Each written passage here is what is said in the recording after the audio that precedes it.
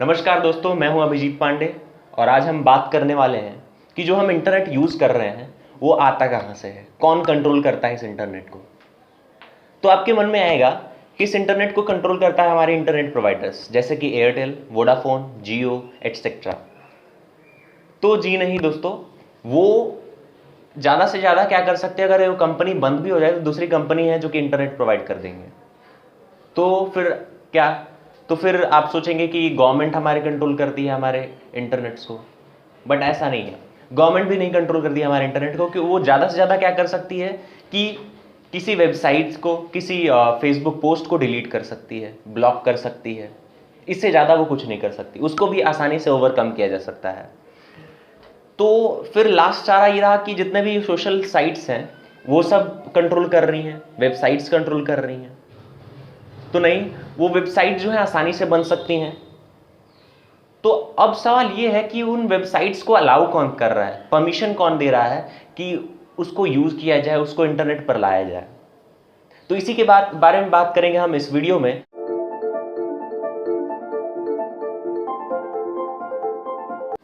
तो जैसे आप लिखेंगे www.google.com, इसमें गूगल और .com, गूगल जो है डोमेन नेम है और .com टॉप लेवल डोमेन है। इन वेबसाइट्स के जो डोमेन नेम होते हैं इनको खरीदना पड़ता है, और इनको खरीदने के लिए हम लोगों को कुछ वेबसाइट्स होते हैं जिनसे हम इनको डोमेन नेम को खरीदते हैं। जैसे कि अगर मैं एक वेबसाइट बनाऊं तो उसके डोमेन नेम को खरीदने के लिए मुझे क्या करना पड़ेगा, किसी ऐसे फेमस प्रोवाइडर से कांटेक्ट करने पड़ेंगे जो कि मुझे टॉप लेवल डोमेन प्रोवाइड करे। जैसे कि अगर मैं बना रहा हूँ abhijitpande.com, तो मैं क्या करूँगा, मैं GoDaddy पर जाकर और उससे एक डोमेन नेम खरीदूंगा। तो क्या डोमेन नेम को कंट्रोल करने वाला GoDaddy कंट्रोल कर रहा है इंटरनेट को? तुझे नहीं, उससे ऊपर भी एक अथॉरिटी है जो कि क्या कर रहा है, डोमेन नेम को कंट्रोल करता है और डोमेन नेम प्रोवाइड करता है, और वो है ICANN। तो ICANN यानी internet corporation for assigned named and language. ये एक नॉन प्रॉफिट ऑर्गेनाइजेशन है जो कि लॉस एंजलिस में सेटअप है, अमेरिका में।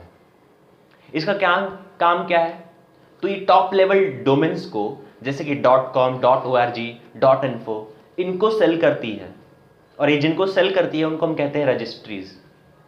और यही रजिस्ट्री जो होती हैं टॉप लेवल डोमेन और डोमेन नेम को सेल करती हैं बायर को, जिसको हम कहते हैं रजिस्ट्रार्स। और यही रजिस्ट्रीज जो हैं यही वेबसाइट का फॉर्म करती हैं और वेबसाइट्स बनाकर हमें कंटेंट देती हैं। तो अब क्वेश्चन ये है कि हमारा इंटरनेट आ कहां से रहा है।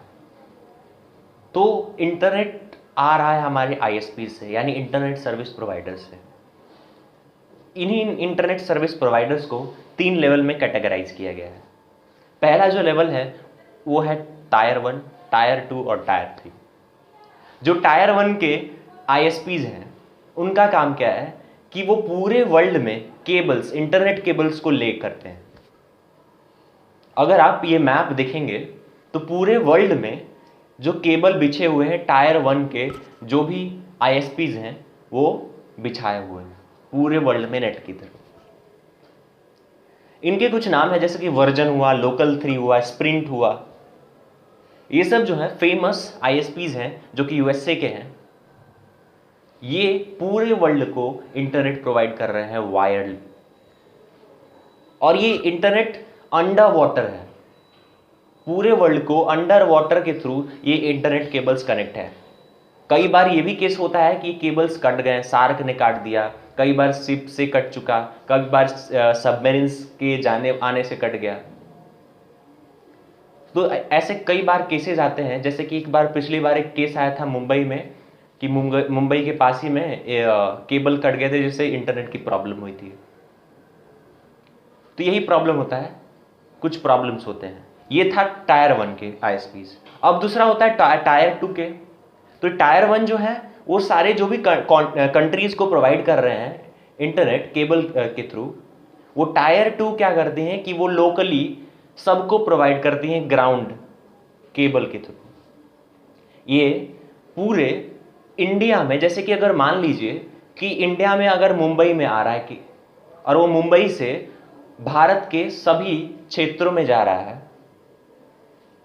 तो टायर 2 करता क्या है कि सभी क्षेत्रों में ग्राउंड के थ्रू उस नेट को पहुंचाता है, और टायर 3 करता क्या है कि उसको टावर के थ्रू हमारे मोबाइल्स को प्रोवाइड कराता है, हमारे सेल फोन्स को नेटवर्क प्रोवाइड कराता है, और ऐसे हम पाते हैं नेटवर्क, और ऐसे ही हमारा मोबाइल इंटरनेट से कनेक्ट हो पाता है, पूरी दुनिया से कनेक्ट हो पाता है। सो इंटरनेट को अगर हम समझना चाहें तो इंटरनेट और कुछ नहीं, एक नेट है। अगर नेट मान लीजिए, एक नेट है जो क्या है कि हम दूसरे मोबाइल से कनेक्ट हैं, दूसरे डिवाइस से कनेक्ट हैं, और दूसरे डिवाइस से कैसे कनेक्ट हैं? Wirelessly, wired. ऐसे लास्ट क्वेश्चन उठता है कि वेबसाइट्स जो है वो बनती कैसे हैं? तो वेबसाइट्स कोई भी बनाने के लिए, जैसे अगर यूट्यूब ही है तो यूट्यूब वेबसाइट कैसे बना रहा है? तो वेबसाइट बनाने के लिए करना क्या पड़ता है कि पहले वो करेगा क्या कि एक डोमेन नेम खरीदेगा। डोमेन नेम खरीदने के बाद उसको एक सर्वर खरीदना पड़ता है। सर्वर क्या है? तो सर्वर आप एक स्टोरेज डिवाइस मान लीजिए, जैसे कि अगर एक वेबसाइट बन रहा है तो वेबसाइट्स में बहुत सारे, यूट्यूब ही मान लीजिए तो यूट्यूब में बहुत सारे वीडियोस को स्टोर करने हैं, तो उसको एक सर्वर चाहिए उसे स्टोर के लिए। सर्वर क्या है कि एक स्टोरेज प्लेस होता है जो कि क्या करे, जब भी क्लाइंट उससे कोई भी रिसोर्स को मांगता है तो सर्वर क्या करे, उस रिसोर्स को वो दे पाए। तो सर्वर कुछ नहीं, सर्वर एक सर्वर क्लाइंट क्या है, तो सर्वर जो है एक ऐसा पॉइंट है जो कि क्या करेगा, स्टोरेज का काम करेगा, ये सर्वर होता है। और जब भी क्लाइंट मांगेगा उसे सर्वर जो है इंफॉर्मेशन देगा। तो सर्वर खरीदने के लिए बहुत सारे कंपनीज हैं, जैसे कि अमेजन का है सर्विसेज जो कि सर्वर को प्रोवाइड करता है, सर्वर वहां से खरीद सकते हैं।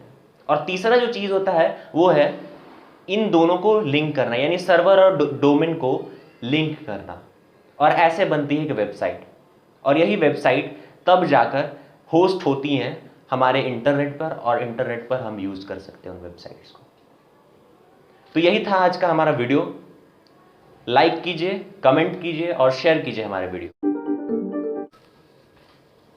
तो दोस्तों, जाने से पहले आप कमेंट करके बताइए कि अगला मैं किस टॉपिक पर वीडियो बनाऊं, ताकि मैं अगला वीडियो आपके लिए ला सकूं। सब्सक्राइब कीजिए हमारे चैनल को।